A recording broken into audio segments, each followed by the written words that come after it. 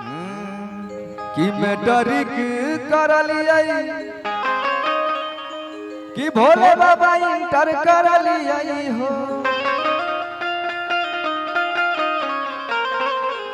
कि मैट्रिक कर लिया कि भोले बाबा इंटर कर लिया हो ए भोले बाबा बीए कर लिया हो ए भोले बाबा कहिया बनबई पुलिस चौकीदार नहीं घोर पर हमारा अगुआया बई हो ए भोले बाबा कहिया बनबई पुलिस चौकीदार नहीं घोर पर हमारा अगुआया बई हो। ये हम चल गए हैं भोले बाबा में ना। इससे पहले एक और था कि जाता रहा ये सैया बड़ी हंसे जई है हमरा खाती देवा घर से चूड़ी ले ले आई है कि मैट्रिक कर लिया कि भोले बाबा इंटर कर लिया हो ए भोले बाबा बीए कर लिया हो ए भोले बाबा कहिया बनबई पुलिस चौकीदार नहीं घोड़ा पर हमारा अगुआया बई हो।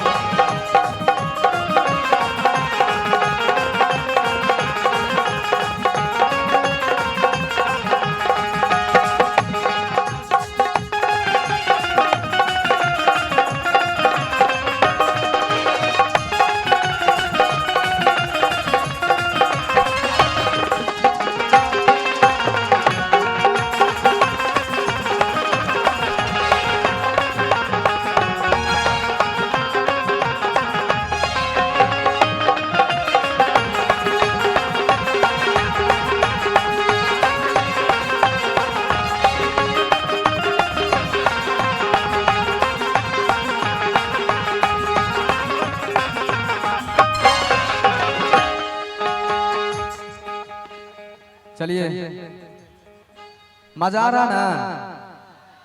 हमको नहीं लग रहा कितना लोग को मजा आता होगा। आ रहा है आप लोग में कितने लोग के यहाँ गोवा नहीं आया अभी तक बोलिए तो। हाँ किन किन का शादी नहीं हुआ एक बार हाथ उठा के बताइए। सभी कुमारे हैं देख लीजिए। जिनका शादी हो गया है वो भी हाथ उठा रहे हैं कि हम भी कुमारे। चले और फिर से बंशीधर चौधरी। इसका मतलब 100% में 80% लोग कुंवारे लोग आए हैं। चलिए आज सबके शादी करवा देंगे, टेंशन मत लीजिए।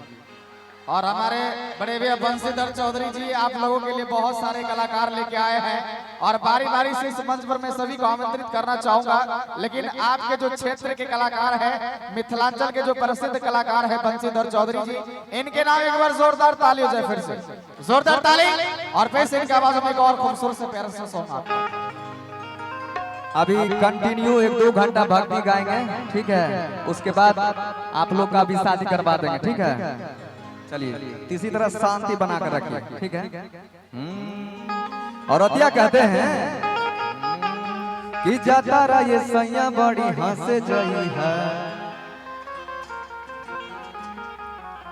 कि जाता रहा ये सैया बड़ी हंसे जई है हमरा खाती देवा घर से चूड़ी ले ले आई है कि लागल मन में याने अजैती बाबा के उदेश कि याद करके कहै छिया नहीं भूलई है कि जाता रहा ये सैया बड़ी हंसे जई है हमरा खाती देवा घर से चूड़ी ले ले आई है।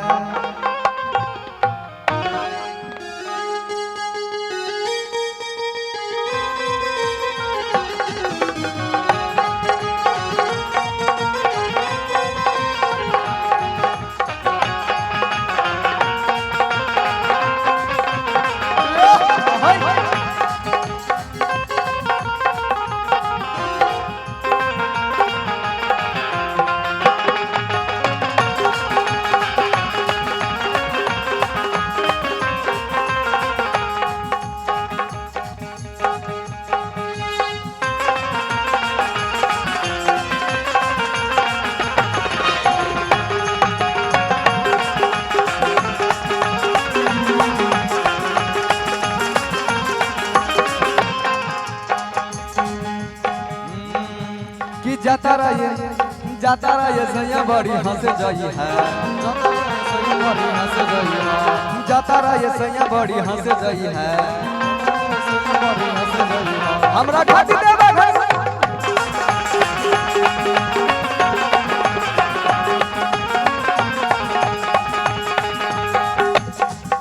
कि जाता रहिए सैया बड़ी हंस जाई है, जाता रहिए सैया बड़ी हंस जाई है, हमरा खातिर देवा घर से चूड़ी ले ले जाई है।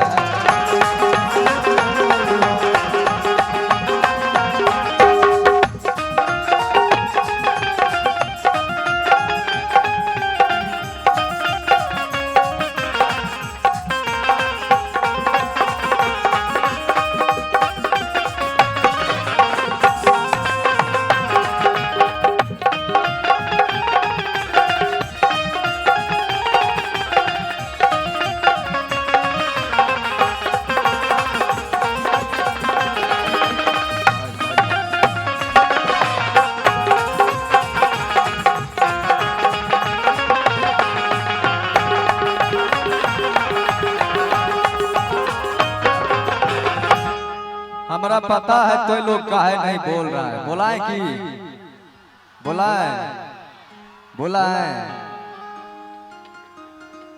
चलिए बुलाइए। अभी बहुत सारा कलाकार आया हुआ है, सबसे आपको मिलवाएंगे। सही बुलाए हाथ उठा कर बोलिए।